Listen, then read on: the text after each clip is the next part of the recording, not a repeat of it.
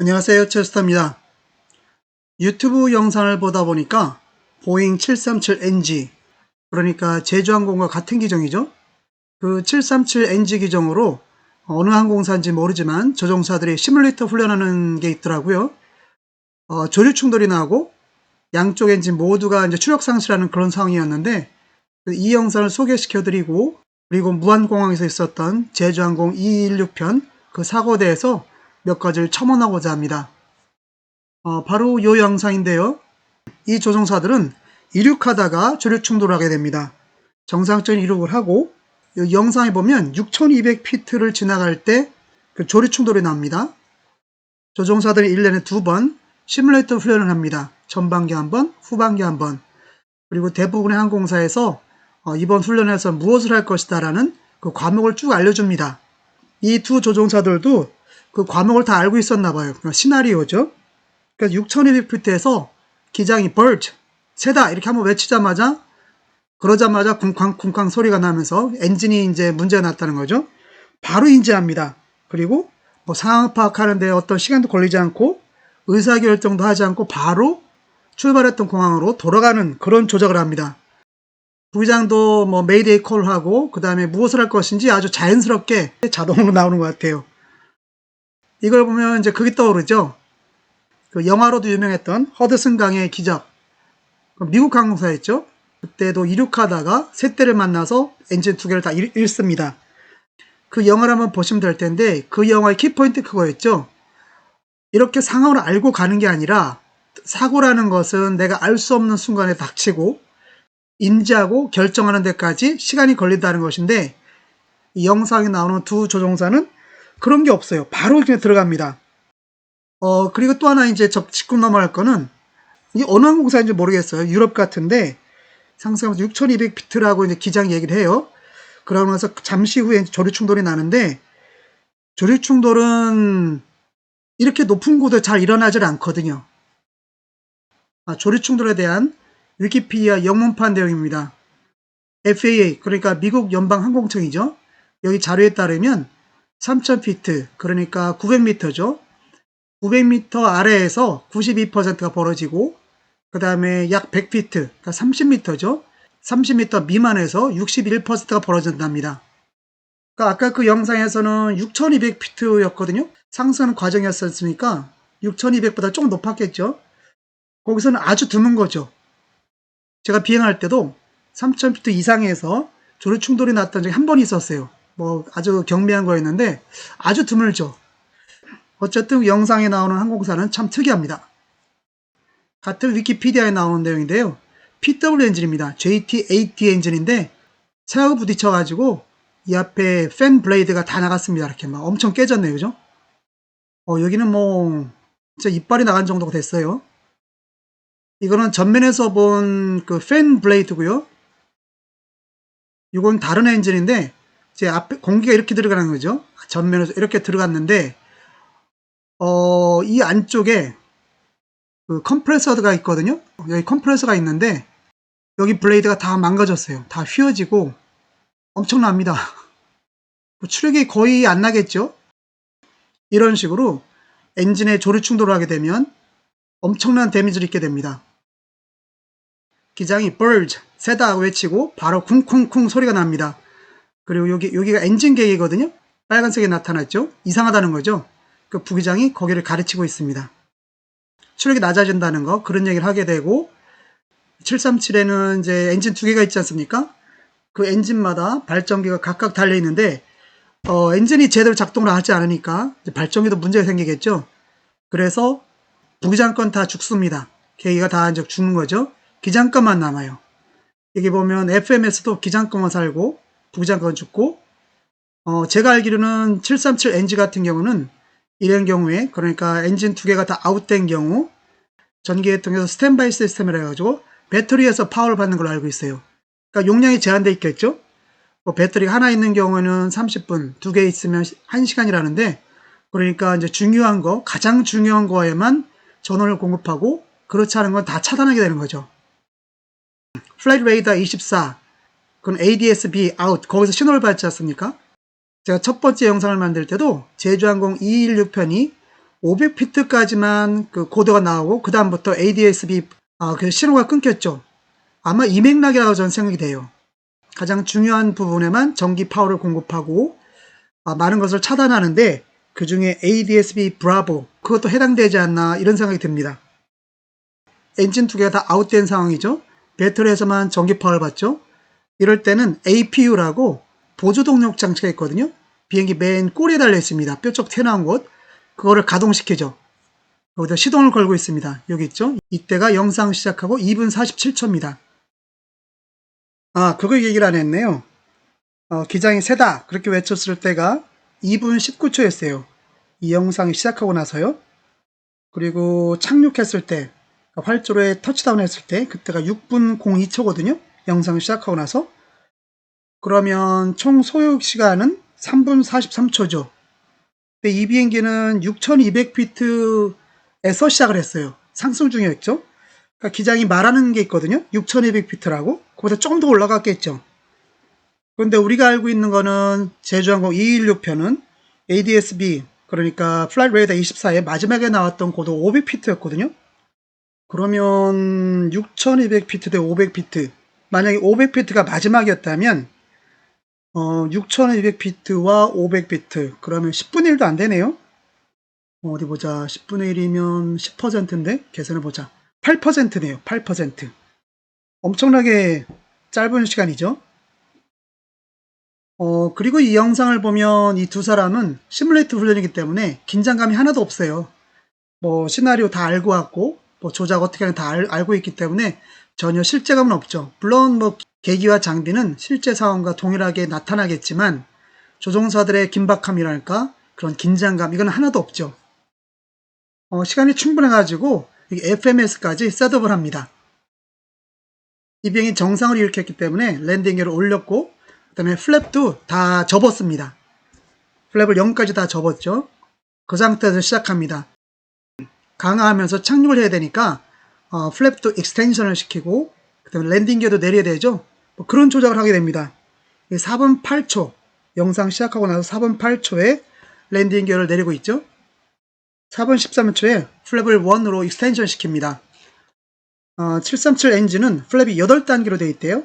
1, 2, 5, 10, 15, 25, 30, 40 이렇게 되어 있는데 그 중에서 2, 10, 25는 건너뛸 수가 있대요. 그래서 제일 첫 번째 단계 플랩 1을 익스텐션 시켰어요. 4분 38초에 플랩 5로 익스텐션 시켰어요. 그리고 4분 48초에서 4분 50초 사이에 플랩 또는 terrain 그러니까 지형이죠. 거기에 대한 경보를 주는 장치가 있는데 그것을 inhibit 조용히 시키는 걸 합니다. 5분 1초 이때 1000피트를 통과하는 콜을 합니다. 부기장이 이제 콜을 하죠. 1000 feet.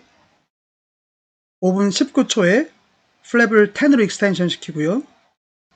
정상적인 상황이라면 대부분의 항공사는 1000피트 이전에 랜딩 기어하고 플랩을 모두 갖춰야 됩니다. 근데 지금은 비정상이죠. 어떤 항공사는 1500피트도 있죠. 영상 시작하고 나서 5분 46초에 플랩을 완전히 다 익스텐션 시킵니다.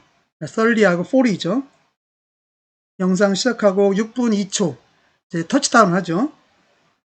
이 영상에서 이 기장도 고도가 높았어요. 자기도 알고 있었고 그래서 고도를 낮추기 위해서 조종관을 이렇게 찍어 누릅니다. 그러면 강하율이 커지죠. 그래서 여기에서는 강하율이 높아져서 정상치보다 높아져서 싱크레이트이라는 그런 기계음까지 들리죠.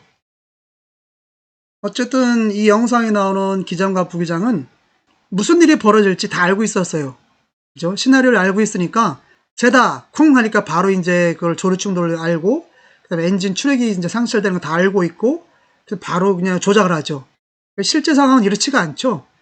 그냥 평범하게 지내고 있는데 갑자기 무슨 소리가 나고 이게 뭐지? 무슨 상황인지 그걸 파악하는데 시간이 걸리고 그 다음에 그걸 어떻게 할 것인가 서로 얘기하고 결정을 하고 돌아가는 조작을 하게 되죠.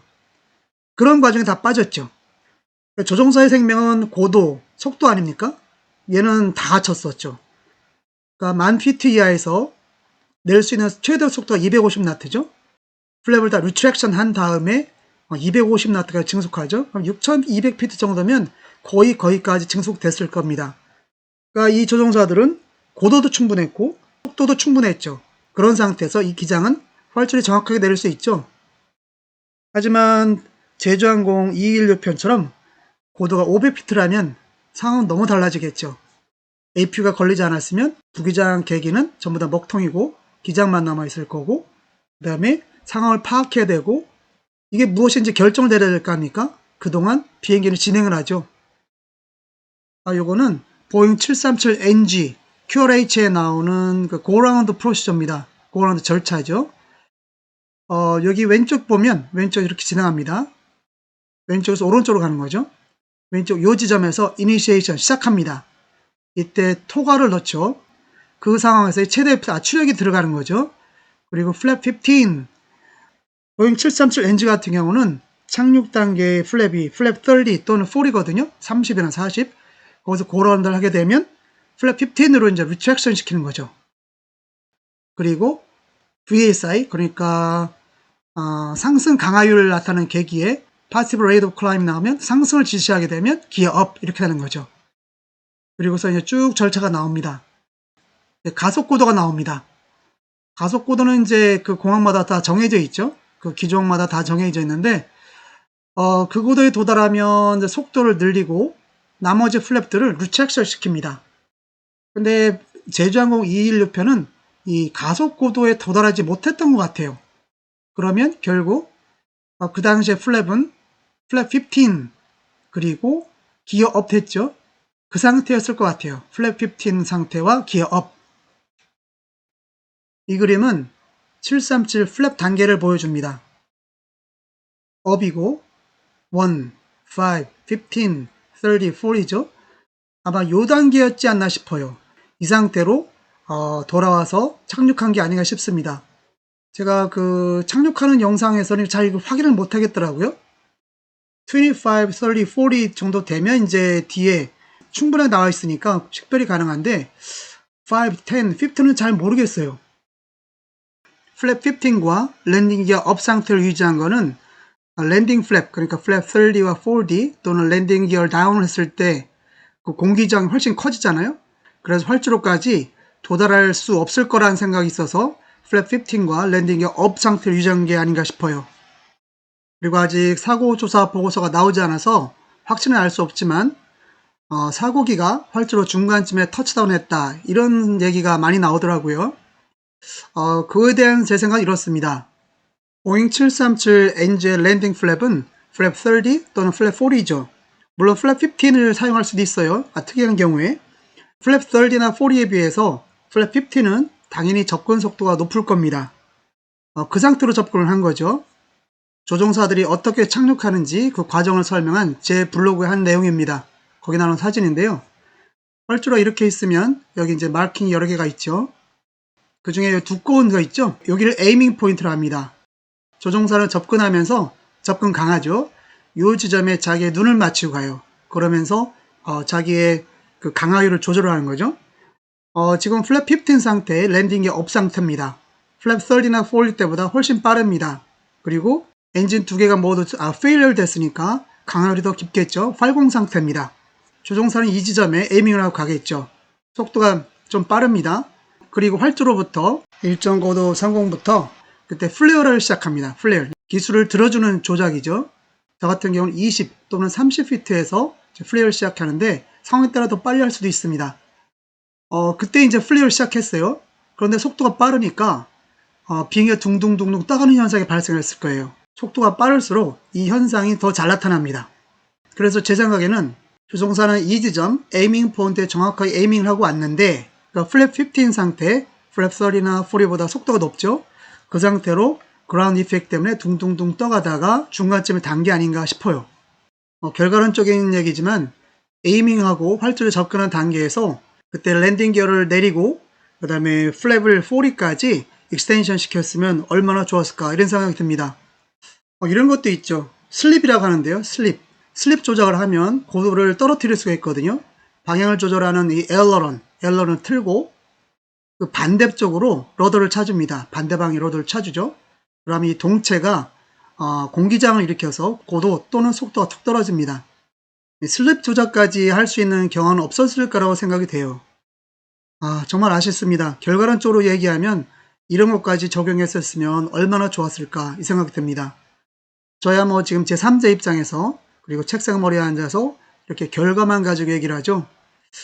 조정틀에 있던 그 두 분들의 심정은 어땠을까? 참 그렇습니다. 어쨌든 사고조사 보고서가 나올 때까지 기다려봐야겠습니다. 그리고 돌아가신 모든 분들의 명복을 다시 한번 빕니다. 감사합니다.